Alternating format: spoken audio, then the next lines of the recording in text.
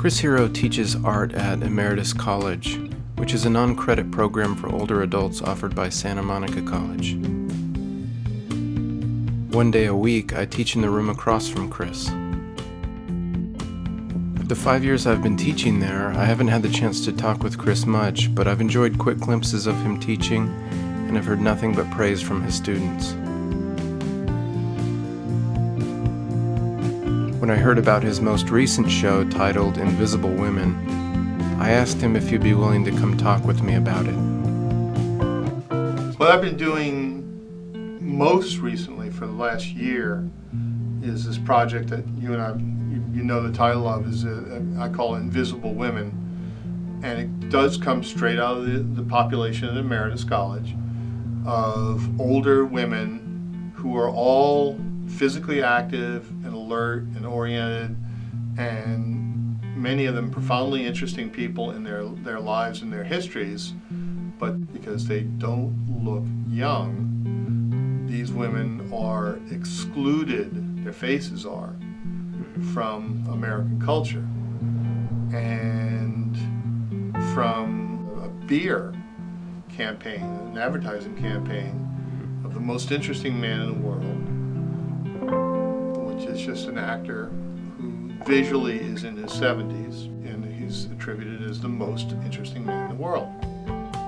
And seeing that ad, I realized that you could not do that campaign with a woman. That was finally the straw that got me going with this project of just doing portraits of older women who look their age, but in every other sense are completely active.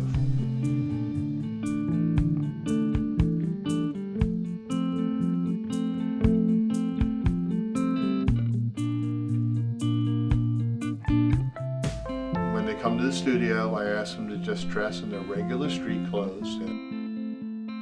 Don't want them to dress up. So they come as they are.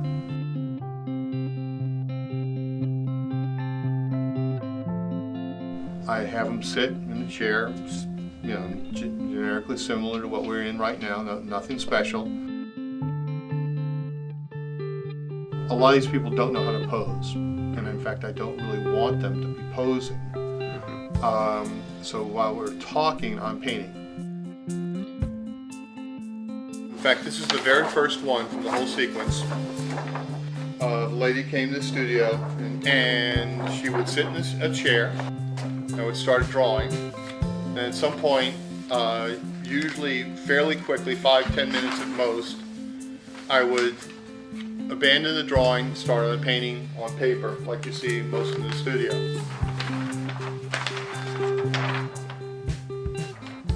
And the thing that I was looking for in the drawings is any sense of,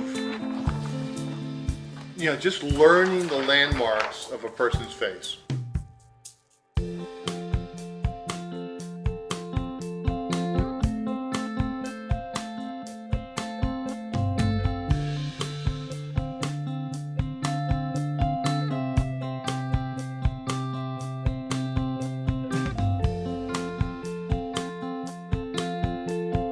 For the kind of artworking I like, I prefer a more expressionistic application of paint, a more expressionistic brushstroke. I like accidents that happen, so I often use fairly wet paint and let it run and drip and see what that does.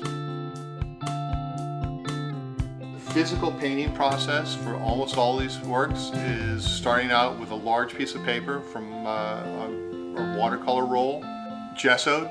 All the paintings are done in oil paint. I've found that a kind of a gold-colored red is the best.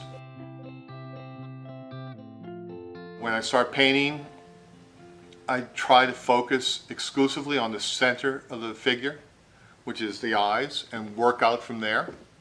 Drawing with the brush, not with pencil, but straight with a brush in the paint.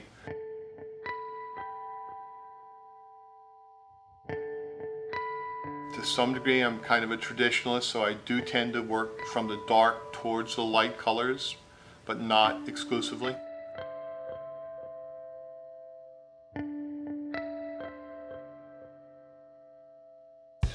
A typical painting session with the model is an hour, hour and a half at most. After about an hour and a half, I start to ruin things. This is from the first sequence, and you notice it's most of the page is taken up by the woman's torso.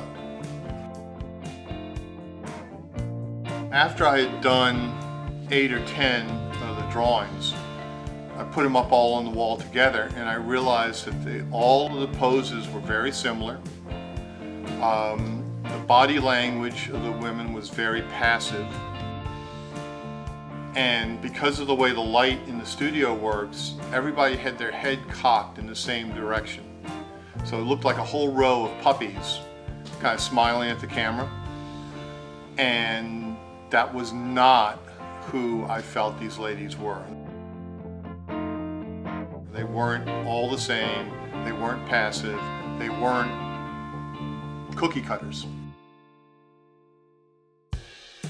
So I began focusing more and more on the face until now the portraits, the largest one I have is 7 feet by 7 feet, and it's only the face. In fact, not even all of the face. Of the people who I had contact with in Emeritus, many of them I asked did not want to be seen, did not want to be painted. They were uncomfortable with their faces. So I'm hoping to call attention to this one particular population, older women in America.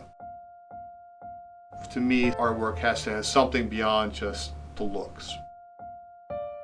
By calling attention to these faces, I would hope that people would realize that they're seeing these faces in this one context and never anywhere else.